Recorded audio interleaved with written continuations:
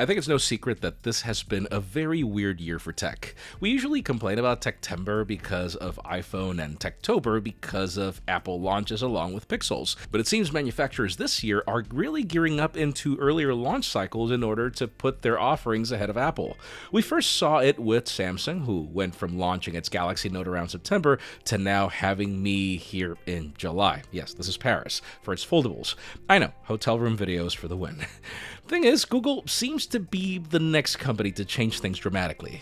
Here we were expecting the usual fall launch for Pixels, but nope. Invites are now teased for August, and this time we hear the strategy is going to change yet again, with more devices than before. I'm Jaime Rivera with Pocketnow, and it's time for another deep dive with allergies from a hotel room.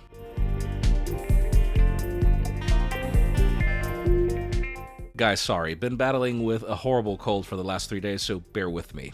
I don't think there's been a more inconsistent smartphone series than what Google does with Pixels. First, they were Nexus phones, along with the Google Play Edition popular phones.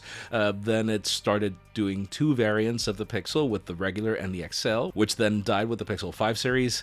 Ever since the Pixel 6, we've had this treatment of a regular and a Pro, but now it seems that's about to change again. What if I told you there's a third model coming soon and that it's somehow larger, though I actually think the strategy is a bit different. Now, you wouldn't be able to tell from what we got on the teaser. It's a reflection that splashes color around the back of the phone, which, also makes it clear that this is a flagship slab and not an update to the Pixel Fold like some predicted. Even if, sure, we should expect an update to the Pixel Fold at some point. Anyways, let's talk about the lineup itself. Rumors have been hinting to 3 devices, with a Pixel 9, a Pixel 9 Pro, and a Pixel 9 Pro XL. Now, I know what you're thinking, and no, I don't think that we're getting a much larger version of the Pixel 8 Pro. I just think the company is shifting naming schemes. If you remember, the last time the company had an XL variant was with the Pixel 4 XL in 2019, which, by the way, I love that panda color. Thing is, separate rumors we had months ago hinted to a smaller Pixel 9 Pro, sort of like what Apple does with the 15 Pro and 15 Pro Max. It would make sense for us to now get a less capable Pixel 9 for those seeking a product on a budget, and then a Pixel 9 Pro and 9 Pro XL for those that want to go Pro in different size options. Now, when it comes to design, let's be real. The leaks we've seen so far look pretty awesome.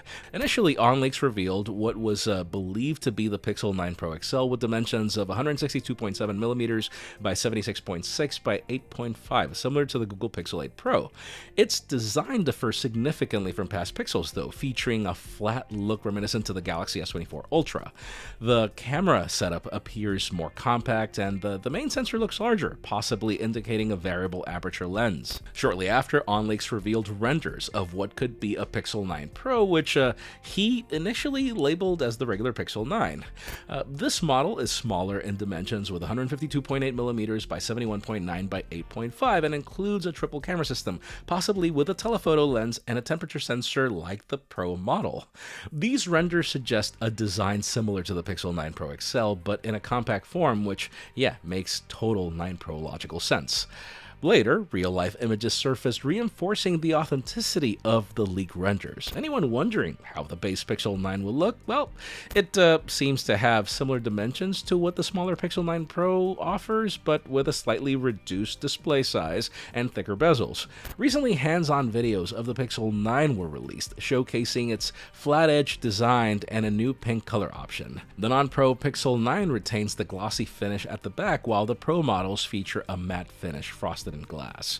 I mean, if Google wants to make a statement with these new Pixels, I'd say things are all pointing in the right direction. Now let's talk internals, starting with Google's Tensor G4. Traditionally, Google has used Samsung's Exynos chips as the foundation for Tensor designs, and this trend continues with the Tensor G4, though, hey, you gotta admit the Exynos variants we got this year are far better than before. Originally, there were rumors that Google would unveil its own custom Tensor's SoC, codenamed Redondo, built from scratch on a TSMC process node. However, due to internal delays, this custom chip won't won't be ready in time for Pixel 9. Instead, the Tensor G4 will be based on a chip codenamed Zuma Pro, an evolution from Zuma, which is what we got on the Tensor G3. While Tensor G4 is expected to bring improvements and new features, it's not the fully custom solution initially anticipated.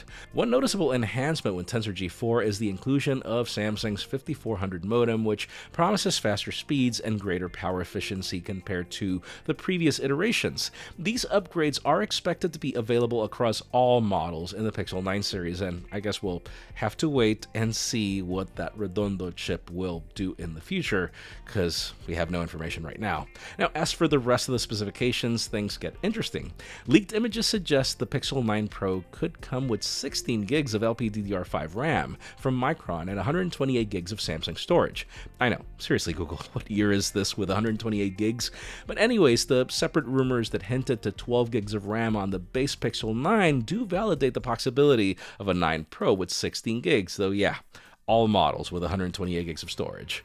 There's also been buzz around the Pixel 9 series potentially supporting Qi 2 wireless charging standards following its certification. This is partly influenced by a Google hardware engineer who leads the development of next-generation wireless charging for Pixel devices, even if, yeah, this is technically MagSafe from Apple. Another exciting feature anticipated for the Pixel 9 lineup is Adaptive Touch, which we could see enhance the operation and accuracy, especially when your fingers are wet, similar to what we have with OnePlus and Oppo devices. The Pixel 9 series might also be among the first to fully utilize Android 15's Powered Off Finder API. This feature would enable devices to be trackable and situated through Bluetooth signals that broadcast through Google Play services, potentially aiding in finding lost devices. Now, in terms of connectivity, the Pixel 9 series is expected to support non-terrestrial networks, NTNs, through a new modem with initial support for text-based satellite communication via T-Mobile, developed with SpaceX. A satellite getaway app could facilitate emergency communication, allowing users to quickly alert emergency contacts after assessing their situation through basic questions. Now, when it comes to cameras, the Pixel 6 and 7 had nearly identical modules, relying on software improvements for differences. The Pros did see differences between them, though it does set up a pattern with the Pixel 8 Pro and Pixel 9 Pro. The Pixel 8 series introduced Samsung's ISOCELL GN2, a 50-megapixel main shooter with improved low-light performance, potential for 8K video at 30 frames per second, and staggered HDR.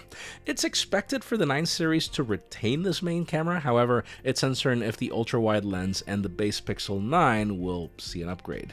Now, considering Google's history, it wouldn't be surprising if they upgrade the selfie camera module across all 9 models. The Pixel 8 series used the same Samsung 3J1 sensor on the Pixel 7, indicating that, yeah, it's due for a possible upgrade in 2024. Now, as for pricing and availability, speculation suggests that the Pixel 9 series could be priced at $699 for the base model, $899 for the Pixel 9 Pro, and $999 for the Pro XL, which, yeah, would be pretty aggressive. Now, what is hard to predict is availability, because announcing these phones early doesn't guarantee immediate launches, as remember with the Pixel 6, we didn't get to see it until the fall, even if we got to see these devices at Google I/O. To conclude, let's just say this is going to be a very interesting year for smartphones. Early launches, more competitive specs because of the needs for AI. I mean, the added RAM alone is a good enough reason for anyone to consider upgrading. The only thing we need now is to prove that those AI models are worth upgrading to a new phone, as so far they're not necessarily amazing. Stay tuned, as it seems Tech August will be the new thing going forward. And notice, we haven't even covered the possible Pixel Fold 2. Let us know what you think about the Pixel 9 series in the comments down below, and while you're at it, follow us on social media and subscribe to our channel for more videos like this one. You can also follow me on my personal handles to see me turn very tiny Paris hotel rooms into a studio, and then, sorry about the allergies, guys. Please give this video a thumbs up if you like what you saw. I'm Jaime Rivera. Thanks so much for watching. We'll see you on the next one.